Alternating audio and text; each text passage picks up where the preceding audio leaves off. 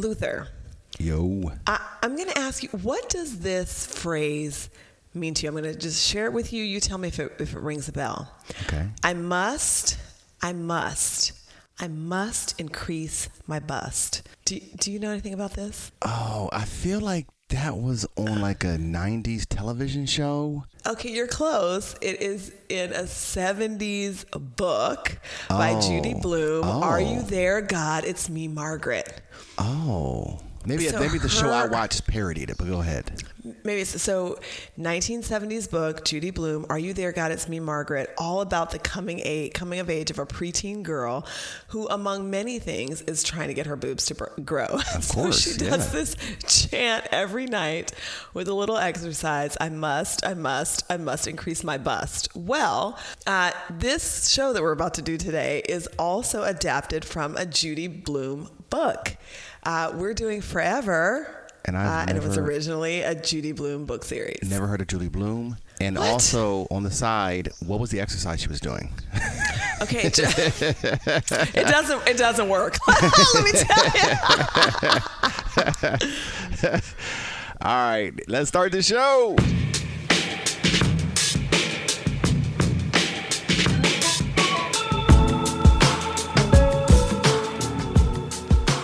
Hey everyone, I am Luther Palmer, and this is One Episode Stand, the podcast that helps you figure out what to watch and what to skip. And I'm Jobina Scott. We check out the very first episode of a new streaming show, just one episode, and then we talk about it. You already know about one night stands. All of you know about one night stands. Well, this is like that, but for TV shows. Jobina, we're going to get into Forever. But tell the people what else you're watching. I'm watching season 2 of a show called Loot on Apple TV. And it's starring Maya Rudolph. I love this show. I loved season 1. Okay, so the premise of this show is this woman is a multimillionaire. She catches her husband cheating. She leaves him, but she really has no identity outside of being his wife. And so she's really striving for relevance. She starts a foundation, and it's all about sort of her mishaps. I really like Maya Rudolph, and I love the show. Is it a dramedy? It is a dramedy. It's a dramedy. Jobina, Love a good dramedy. I watched Sinners in the theater. You did. I did. I have not seen it yet. Did it transform your life the way it did everybody else's? It has one of the most remarkable movie scenes I've ever seen. I thought the movie was good, not great. Just because it's not my genre, right? It's vampires. Right. I don't do that either. I don't like it. Yeah. So I'm not going to discount the movie because of my preference. So I thought the movie was good, not great, but it had a phenomenal scene. I don't know if people are talking about it, but there's a music scene in it it's like a cross-genre, cross-era music scene, which is it could only it was just incredible. It's just absolutely that scene was worth the price of admission. Okay, you're gonna make me go see it. Okay, so let's talk about Forever. Tell us about Forever. Well, I've already told you it's adapted from a Judy Blume book series of the same name, Forever. It is a Did you read the book series? I didn't. I only read Are You There, God? It's Me, Margaret. Okay. But it is adapted from this series. It's on Netflix. It's about a little under an hour, and it's a teen drama. And there you have it right there, folks. I was going to say, which is why it was so hard for me to get you to do this one. And I know how you feel about child actors. Drama. Teen drama. Yes. It's just hard for me to connect. You had to convince me into doing this show. Over several weeks. Yeah, I literally had to demonstrate to you that people are watching it before you would agree. Okay. So what else did you know about this show? So you knew about the book, you knew about Judy Blume. Yeah. Is she still with us? Is she still writing? I should have looked at, I don't know. I should have looked up what was happening to good old Judy. I'm assuming she's a white woman? Well, yeah, she has to be, because the woman who adapted this approached, I think she approached Judy Blume about wanting to do this in a black context, and Judy agreed that the show could be adapted and shifted to for a Black audience and for a Black teen love story. Right. Okay. So what is the show about? So the show is about two teenage kids who used to go to elementary school together. Mm-hmm. They find each other as teenagers and they fall in love. And how does the show? Let's say the show look, sound, and feel. It's set in California. It's in California, but the main characters are Black. The main families are Black. Right. There are white people and they're about. They're from two different socioeconomic statuses. Like his family is pretty wealthy. They live in this incredible house. Like that's the first thing you see. The opening scene is their house. And I'm like, how can I live in this house? It is so, so beautiful. And Justin, the main character, goes to an all-white school and has several like moments of dialogue with his family about the fact that the school is all white. She lives on the other side of town and she is going to a private school, but her family is sort of hustling, working a lot of jobs, et cetera, to keep her there. So that part of it wasn't a central theme of the first episode. They sort of showed it, but they see didn't, it a little bit, but it's not. But that didn't really come up. And when I read a description of the show, it said like these two people are from different socioeconomic statuses, which I'm assuming plays a role later on in the series. But it didn't come up in the first. The first episode really centered around. There was, and this is again, it's not a spoiler because it's a whole series. This is episode 1. Right. She was on a sex tape that got out. Yes. And that caused some hurt for her that made it difficult for her to trust people. So then he entered into her life in this very difficult time and teen drama ensues, right? Teen drama ensues, it does. That it does. So what would you say this show is really about then? So like what, at its core, what was the show about? Well, I think you hit it. The show is about trust. Like whether you're in a teen relationship or an adult relationship, like you're trying to figure out, can I trust this person with my heart? And she is coming into the relationship wounded. She wants to trust him because she really likes him. But there is this moment where, so he's unaware of the tape. He doesn't know about it. Right. He knows her as Keisha, this girl that I used to have a crush on when I was in elementary school. He sees her and is delighted, like, to have this opportunity to reconnect with her. He doesn't know about what's happened. And so he's interacting with her in a way that it's not clear to her that he doesn't know. And he makes a faux pas that really upsets her and threatens to break up the whole thing. It makes her it's about think trust to me. It makes her think he's seen the sex tape and that perhaps he's only on the date because he's trying to. He thinks he can. Yeah. Right. Jobina, when I was at Oakwood, rumor got out about a woman at Oakwood who was in a sex tape. Really? Yes. Already yes. in the 90s? In the late 90s. What? In the late 90s? Yeah. Someone was in a sex tape. I never saw the sex tape, but there was rumor that it was going about. Well, you would have to actually have the VHS to see it. No, back then they had those. It was harder to get around. They had the camcorder. They had the smaller camcorder with the smaller cassette tapes. Okay, but you still would have had to get the physical tape in order to watch it. Right. Oh, right? Yeah. There was no. There was no. I mean, streaming was new. Like streaming was fairly new. No one, I don't think, on our campus was streaming, but yeah, it was moderately damaging to her reputation. The way that guys talked about her after that was, I guess I should say, it was damaging. I don't know why I said moderately. It was damaging. She's devastated. Yeah, it was damaging, but I don't know that she totally knew that it was out, but guys were talking about it. Because like I said, I never saw it. So it's not like, we could be pointing in her face and be like, we saw you on the tape last night. Like no one was doing that, but it was just rumored about. But it was rumored about that she was like, and when I look back now, this thing that men do to shame women about sex, it's and like you're in the complain tape that women don't want to have sex. It's like, we do it to ourselves. It's correct. Like the same guys who cry about not having sex are the main ones on the internet, on social media, shaming women. Like think about this: 2 consenting adults decided to record themselves having sex. You are in the tape, dude. Yes. But I'm saying, I'm like, what's wrong with that? Like there's nothing hoish about that. There's nothing bad. But yet here I was in the room with all these guys who were like, oh, tearing she's her this, up. she's this. Yes. I'm trying to get at that now. I'm trying to see what's good. Da da da da da. And I was just like, really? That's so heartbreaking. Yeah, it was. Yeah. Well, and this poor girl, like, I mean, if it doesn't seem like she was even aware that she was being taped. Like she didn't know. Oh. Really? She didn't know, I don't think. Yeah. Okay. This guy puts it out there. And not only, I mean, in this particular series, not only are men shaming her, women are, like, girls are also shaming her. Right. She's managed to hold on to one true friend. She's sort of afraid to get out, which is why it's highly unlikely that they even met. Like, she sort of goes to this party. You can tell she's uncomfortable. She's very reserved because she knows everybody knows, and everybody, all the girls, all the guys are talking about it. Let's go through the history of sex tapes real fast. And I'm just not thinking about this.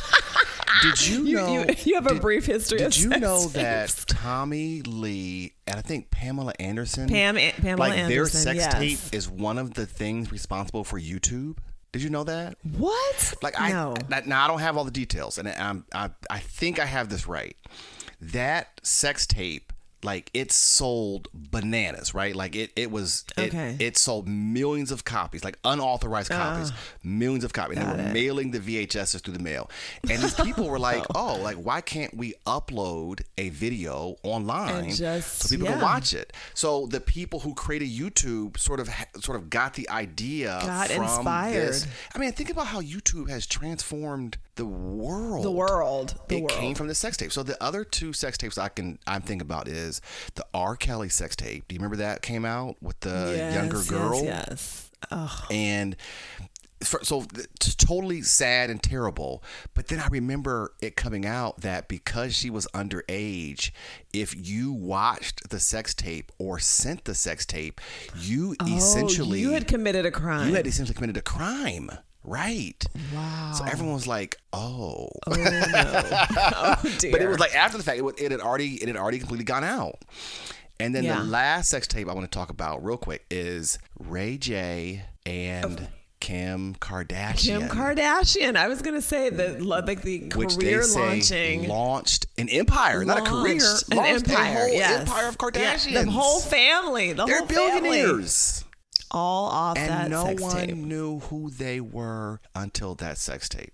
So and poor Ray J. Ray J didn't quite launch the same way. Ray J did not, in fact, launch an empire. He did not get as much out of it. Which is good, good for women, right? Like it's about That's time right. that Go women Kim. don't get the short end of the stick. Like, women got the long end of the stick. No pun intended. One. Oh dear.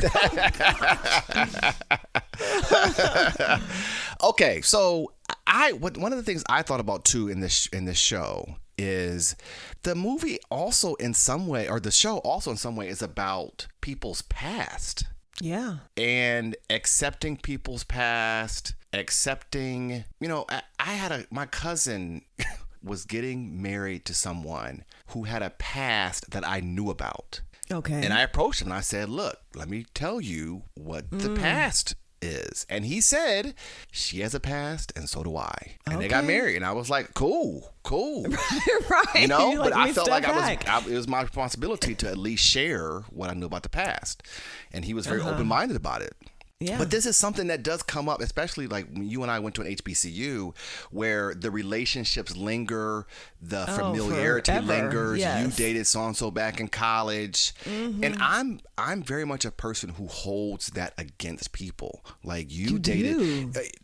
Only in this sense, you dated a guy, not you, Jobina, but like a woman. What's the general you? I'm like, oh dear, who did I date? And what was wrong with him? Like if you dated a guy who I considered to be whack, like a loser, like going nowhere, I'm just kind of like, what were you doing? Like, okay, so you're not saying like a past, like something untoward has happened. No, you're saying like your judgment. I'm like, yeah, I question a person's judgment based upon the people they dated in the past. Well, I'm going to challenge you on this because, I mean, I'm thinking about the conversations we have had about how people change. You must know that the girl who was 19 made a decision to date a corny guy is now not at 48, the same. yes. But I'm saying in my 20s. In my 20s, I was like... In your 20s, you were judging folks. You dated Brian, and Brian was...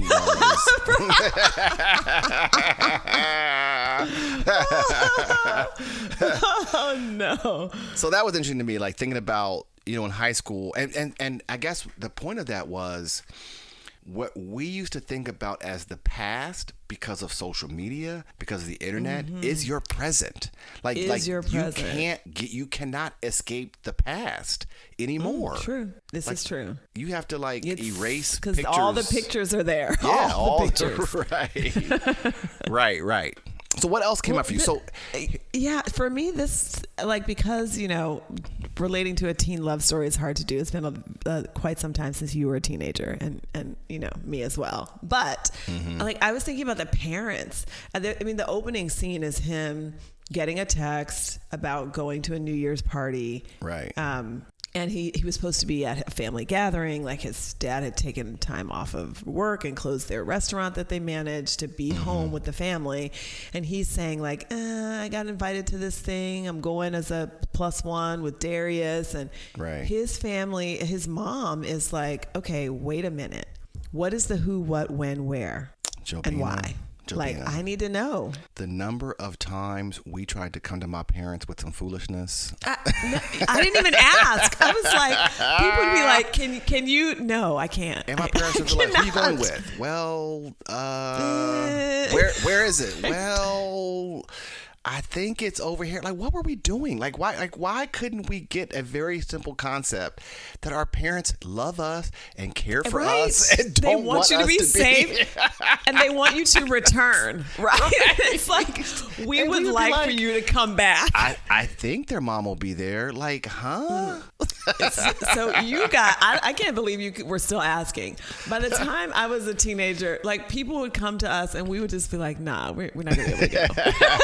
I wouldn't even ask my parents. But so there's that part, just the teenage foolishness. My parents later said that they did want us to go out and experience some of the world while we were home with them, so that we could make some mistakes under their protection. Because you probably know this too.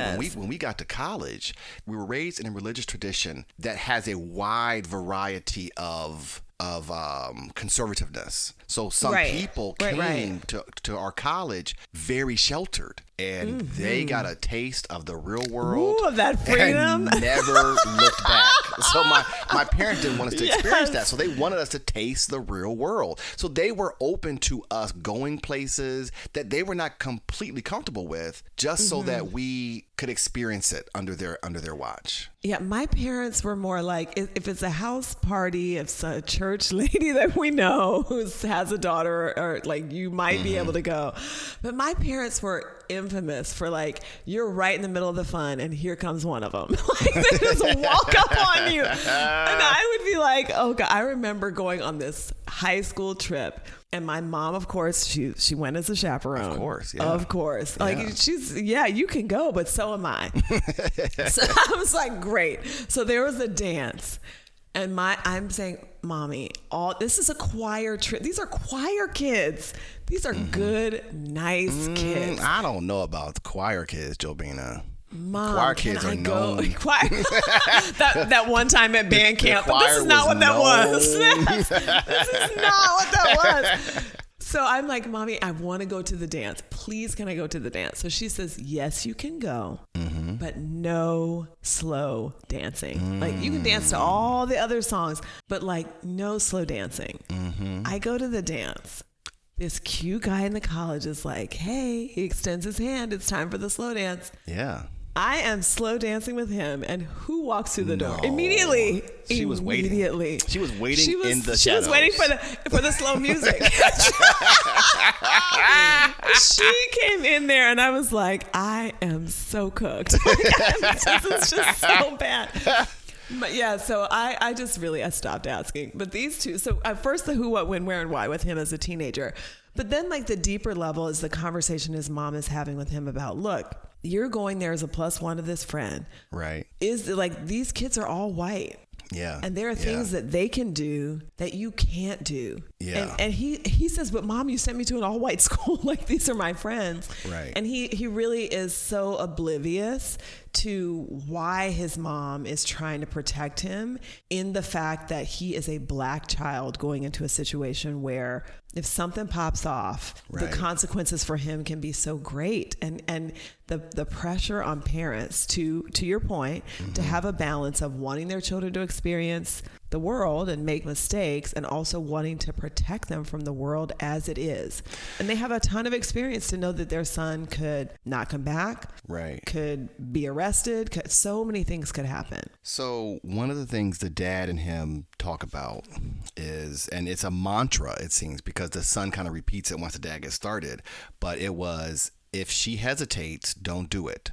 If she's drinking, don't do it. And the last one is, if she's white, don't do it. Did your parents talk with you about dating white people? No. Okay. Mine did. Mine discouraged it. Well, yeah, I was going to say you were a boy, and I'm sure your parents had a particular sensitivity to what would happen if you were in a situation and accused of anything. So there were a couple things. So that was one. One was... this story had come out, I don't know if I was in high school or early college, where this white high school girl was dating this black high school guy. And this guy had like D1 offers to go play football, and they were dating each other. But then she accused him of rape. And he went to jail for that. And all the friends were like, they were dating. But what had happened was, her parents did not like the fact that she was dating this black guy. And to save her quote unquote image, they forced her to say that he had been raping her, and the jury believed it. So that was all the times lore, that they were having consensual sex. Yeah, so that was the lore around interracial relationships. And my father was like, they will not believe you. You are in a car somewhere, you're doing something, they will accuse you of rape and you will go to jail. And that put some fear. My mother's perspective was different. My mother's perspective was, I mean, she was, of course, giving the long picture of, my mother would always say, marriage is difficult. And she said, the more differences you have with your partner, the more challenging your marriage will be. It is. And she was like, thinking about the complexity. Is a big difference. Yeah. Right. So it wasn't like white girls are less than, or white girls. It was just, they're different. And it's, and marriage is, she would always say, marriage is hard enough. Hard enough. I knew it. Yep. She would always say, so that was their advice to me. And I did not take white girls seriously when I was young for that reason, because I don't want to go to jail. Right. But the thing, what's interesting is the world had changed from when, so to think about, my parents were teenagers in the 60s. Like the world was different than when I was a teenager in the 90s, and then our kids are teenagers in the 2020s. Like the world's different, so we're all trying to impart upon them this fear. And to what you said about the kid in the show, he doesn't understand it. He doesn't get it at all. He doesn't get what they're coming from. Yeah.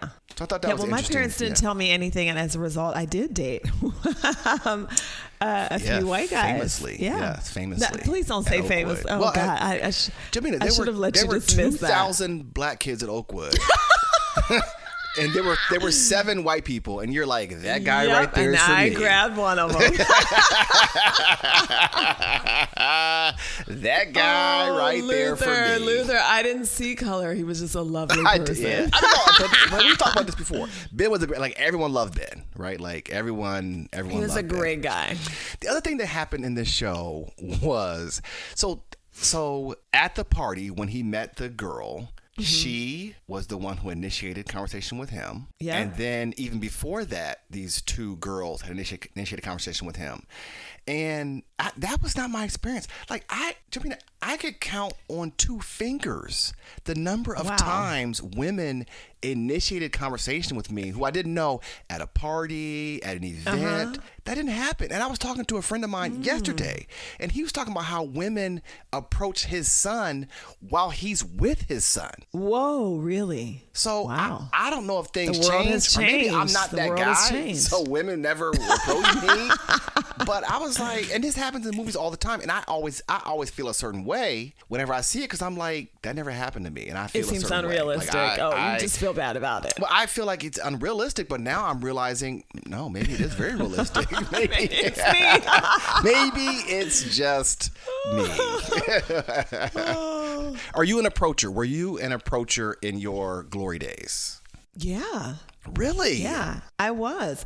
I remember liking this guy at Oakwood and like leaving a note on his car. Like, really? I mean, yeah. I was kind of like, I see somebody that I like. I'm not gonna wait around. Like, I'm gonna try and test it out. I mean, I wasn't gonna be like walking up to someone and trying to mack on them, but like trying to like create an opportunity for us to talk. Yeah. That's good. I mean, I've always, I always have felt like, man, it must suck for women to have to wait to be hollered at. So I'm glad that the culture is changing so that women can take more ownership of, right? Because this video that we saw on Love, I think the podcast is called Love by Shan Boodram with Cree Summer. Oh, yes. And she talked about like, she's never approached a man. So she was like, was she like early 50s, late 40s, and saying like, I'm going to start. Early 50s. Yeah. She was like, I'm going to, like, she was like, oh, I should start approaching men. And I was like, yeah, do it. Like, let me be the first person that you I volunteer tribute to be approached by Cree Summer. All right, anything else come up for you, or you want more or less? What more or less? What did you want to see more of or less of in this show after watching the first episode? Yeah, I mean, I want to see how their relationship evolves. I don't know that there's anything less I want to see. Like, they did a pretty decent job of developing the kind of origin story of their relationship. They put enough, interest into like the backstory for her. Maybe not so much for him, but yeah, more about like how the relationship develops. Right. I'm just not here for teen drama. I'm just not. So, I know. So that part of it was like, he gets his phone taken away, and I'm just like, this only happens to teenagers. Like, I'm not like, this is not something that I can identify with. It just, so that part missed me. I'm not sure that they can do more or less. From what I understand, people like the show. So this is a situation where I'm like, it's not you, it's me. Like, it's not the show. Wait, Jobina, I remember I heard a person giving a TEDx talk about taking phones away as punishment, about how we have to stop doing that because it's detrimental. Because what? Because people use their phones to access helpful friends so much. Okay. And you might be driving a child into isolation. I get it. Right. So there's this thing of like, yes, social media is bad and it's a negative influence, but when you drive the kid into isolation, you might actually be making things worse. So a lot of therapists were on the side of don't take kids' phones, and that's what happened in the first episode. He got his phone taken, and it just struck a chord. And of course, like, it interrupts their reconnection. She's got the 3 bubbles and she's waiting for him to respond, which made me think about being an overthinker. Like, those 3 bubbles, they can send me into a complete tailspin. And then his phone gets taken right at that moment where he's trying to type something at to that her. Inopportune moment. And I was like, okay, kids. No. But then the other thing is, Jobina, he stalked her, right? Like he. Oh man. Now this also grand gestures. He forged his mother's signature on or he forged an email from his mother to the school saying he needs to be released early, so that he could get a cab, go to her school, and tell her, like, unblock me, I like you, which I thought was so beautiful and endearing. Jobina, like, he did not give up. That's stalking. It's not. It was endearing. She blocked him, and he showed up at her school. Jobina, if he was an unattractive guy who she did not like, she'd be calling the police. And everyone would be like, he's a stalker. He's this, which reinforces there is this narrative.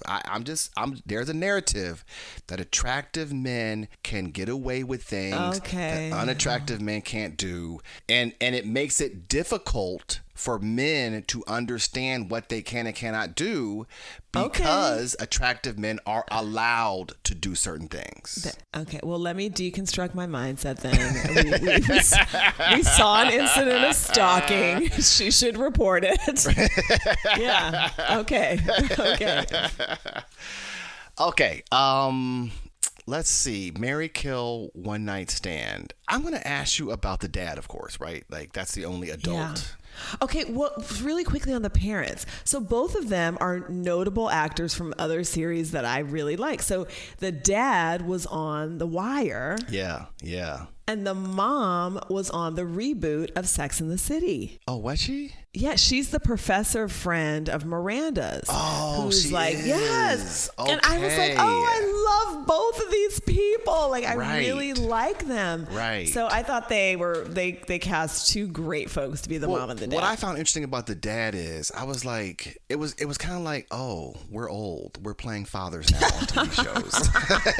Because he was playing a no young longer do you get young drug dealer on The Wire, and now he's someone's dad, and then he will be someone's granddad. Like, this is the evolution of actors in Hollywood. But he's still working, so I was really happy to see him. Right. But with that being said, the character, the dad, let's see. I mean, maybe I would marry him. He is really successful. I told you I want to live in that house. He is very successful. Right. I liked that he was a really active parent. So, the mom and dad have a moment of disagreement around whether or not he should go to this party. Yeah. And the dad sort of helps the mom move to a place of understanding in a way that it's not a conflict. They're not arguing with each other. And he's an active parent. Like, he's going in there, having a conversation, preparing his teenage son. I was with it. I thought, good dad, good living. I might marry him. I mean, I do not find him to be the most attractive man in the world, but the character, would. not the actor. Right? The character, the character.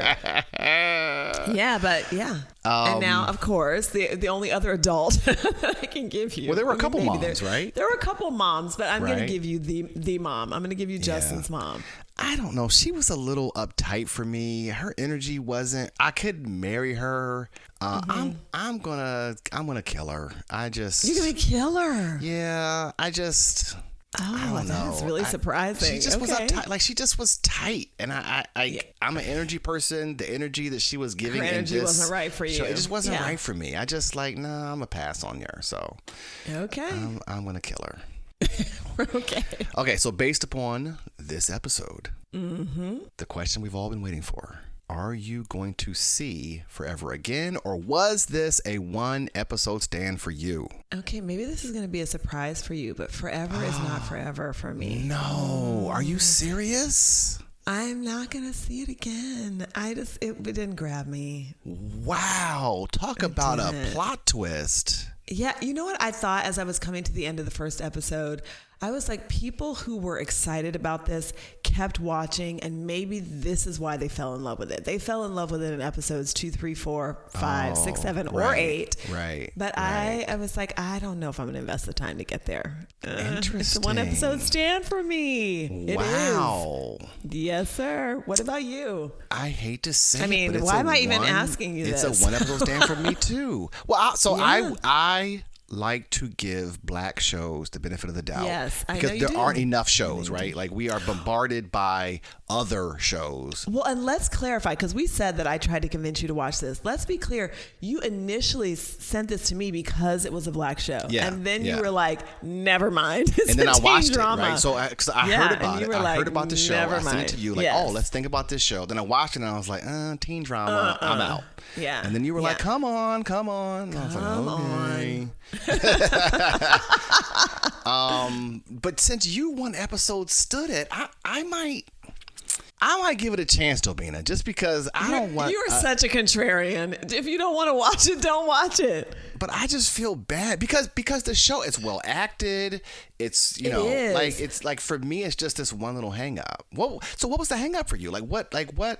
So let's go back to more or less. So like could they have done more of to get you in? They could have, they could have grabbed me much more by this. Like, the story needed some oomph. Like, I'm like, okay, yes, these are two teenagers who are falling in love and there's some roadblocks, but it just didn't have enough interest. They didn't make the first episode interesting enough to pull me in. So the characters didn't motivate you to root for them. Is what it sounds like. I am rooting for them, and like it just was not compelling enough. I was like, they're gonna get together, right? It's gonna be fine. Like I don't know, it just wasn't compelling. Yeah, that's true. Like, you already know they're gonna get together. Yeah. Yes. Yeah. You're like, it's gonna work out.